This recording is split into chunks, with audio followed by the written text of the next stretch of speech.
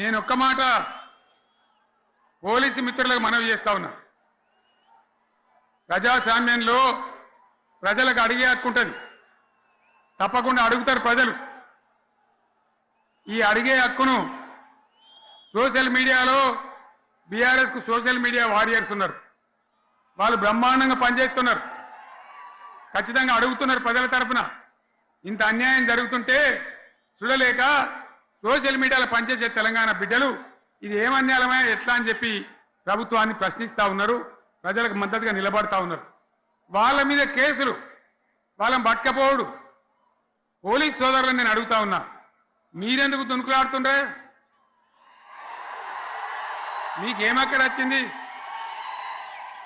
మీకు ఒక్కటి చెప్తున్నా నేను, గ్యారంటీగా పోలీసు మిత్రులారా, ఇవాళ పోయి రాత్రి మీ డైరీలలో రాసుకోండి, మీ డైరీలలో రాసి పెట్టుకోండి.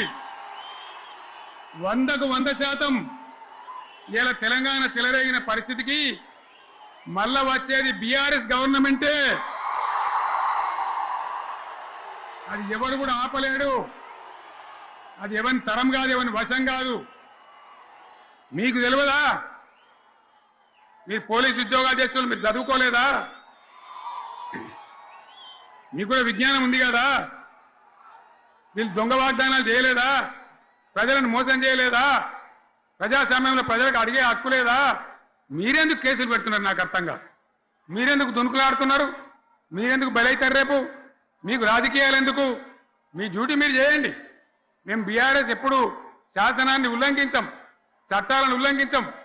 అయినా నేను ఒక్క మాట మళ్ళీ చెప్తా ఉన్నా, మీకు ఆల్రెడీ చెప్తా ఉన్నారు పార్టీ నుంచి, ఎక్కడ ఎవరిని మీ మీద అన్యాయం కేసులు పెట్టినా మన టీఆర్ఎస్ లీగల్ సెల్ వీరులు ఉన్నారు, మీరు భయపడే అవసరం లేదు.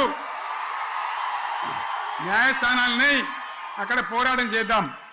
మీకు అండగా కేసీఆర్ ఉంటాడు, బీఆర్ఎస్ ఉంటుంది, అందరం ఉంటాం. ఇక ఈడికెళ్ళి నేను కూడా ఊకోను, నేను బయలుదేరుతా. యాందాకైనా మంచిదే. ఎవరెవరి సంగతి ఏందో, ఎవరైనా లెక్కేందో అన్ని కూడా లెక్కలు తీద్దామని మనవి చేస్తా ఉన్నా. ఈ రకంగా మనం ముందుకు పోవాలి.